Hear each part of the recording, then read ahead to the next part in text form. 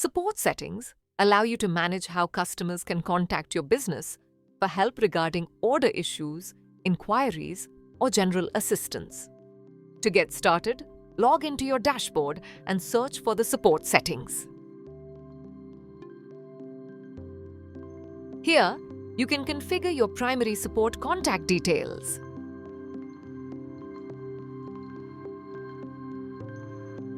Once you have entered all the information, click Save Changes to apply your changes.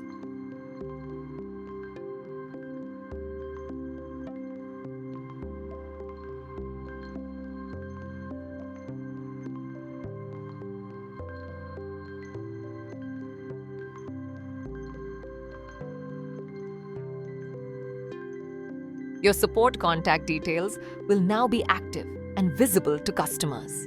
And that's it. You have successfully configured your support settings. Thank you for watching.